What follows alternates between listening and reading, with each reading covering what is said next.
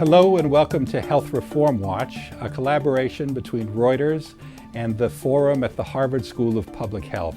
I'm your host, David Morgan, healthcare policy correspondent for Reuters in Washington. And with me today is Holly Fernandez Lynch, executive director of Harvard Law School's Petrie-Flom Center for Health Law Policy, Biotechnology, and Bioethics. She's here to talk with us today about two recent U.S. Supreme Court rulings on contraception and the Affordable Care Act.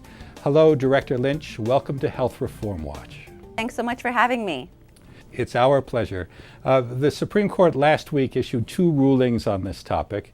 First, they ruled that closely held for-profit corporations have religious rights and can opt out of the provision in Obamacare that requires employers to provide contraception coverage to their employees. In the second ruling, they granted injunctive relief to a religiously affiliated college, which is posing a legal challenge against the Obama administration's plan to insulate religiously affiliated nonprofits from the need to provide these benefits directly to their workers. What do these rulings mean for constitutional and religious rights in the United States? So they actually don't mean anything from a constitutional perspective, because these cases are both focused on the Religious Freedom Restoration Act, which is a congressional statute separate and apart from the First Amendment of the Constitution. So, the contraceptives mandate that's part of the Affordable Care Act pretty clearly passes the First Amendment's test as it's been set forth by the Supreme Court, which basically says that so long as a law is neutral and generally applicable, it's a pretty easy constitutional standard to pass. Congress, in response to the Supreme Court, imposed a much heftier standard when the government wants to impose a substantial burden on free exercise of religion. And that's what these two cases are all about.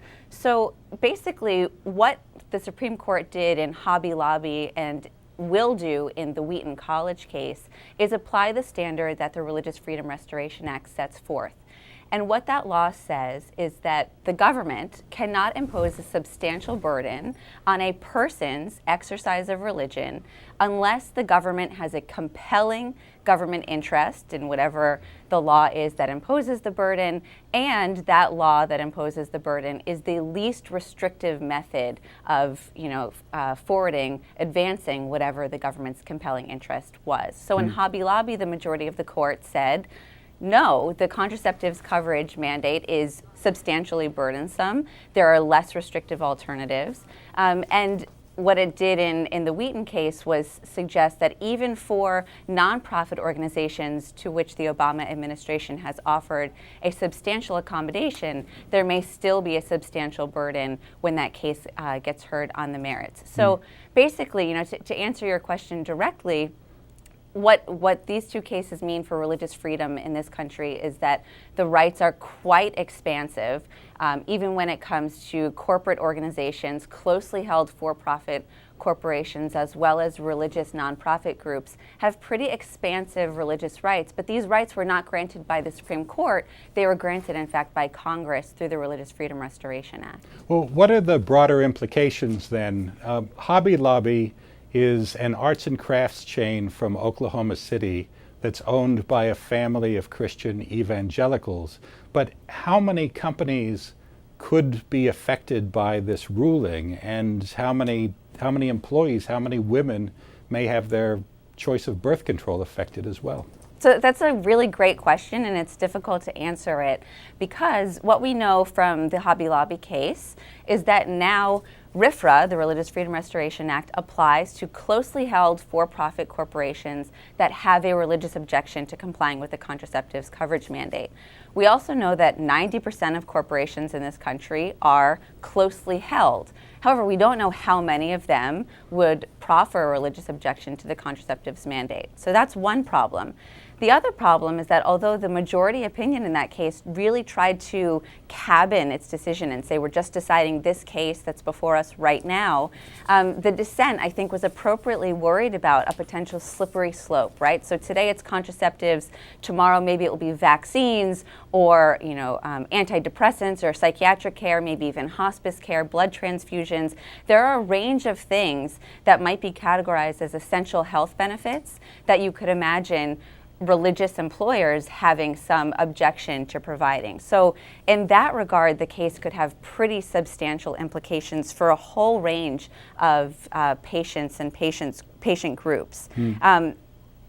Hopefully, there will not be an impact of this Wheaton College decision. That was the temporary injunction that was granted to a nonprofit religious organization just based on the accommodation that the Obama administration has offered. And the reason I think it won't have an impact on them is that basically the Wheaton College and other nonprofit organizations like it will no longer have to give a form objecting to their insurance companies. They'll have to give it to the government, but the government would be able to take steps to make sure that access is still made available to those employees who would want it.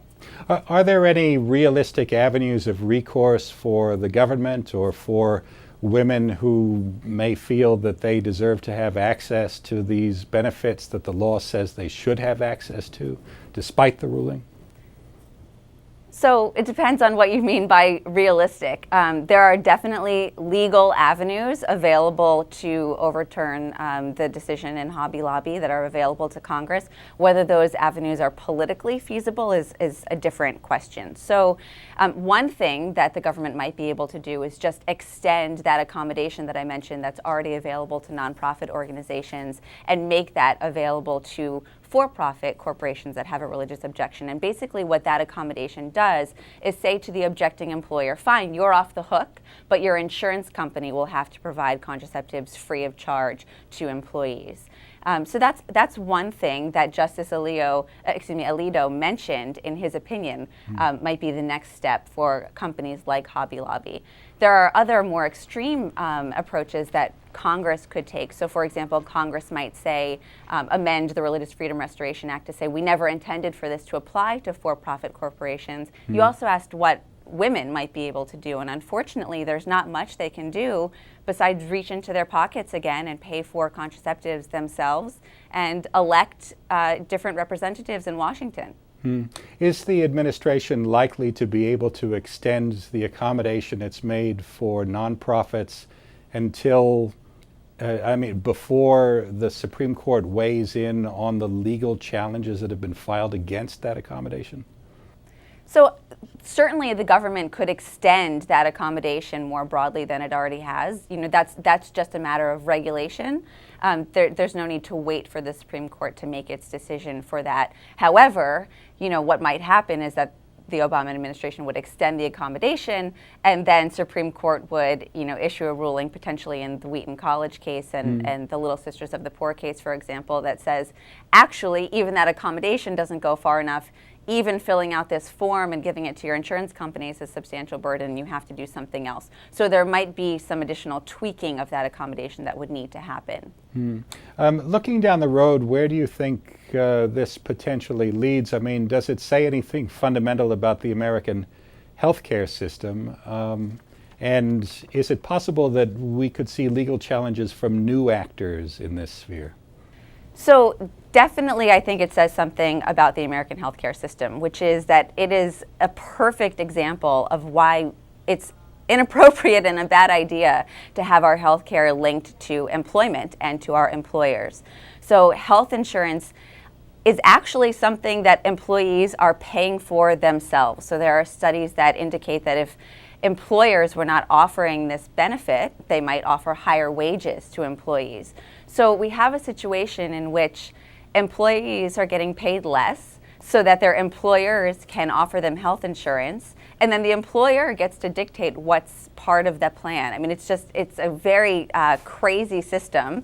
Unfortunately, the Affordable Care Act was not able to get rid of it, and in fact further entrenched it, the employer-based system, by creating an employer mandate.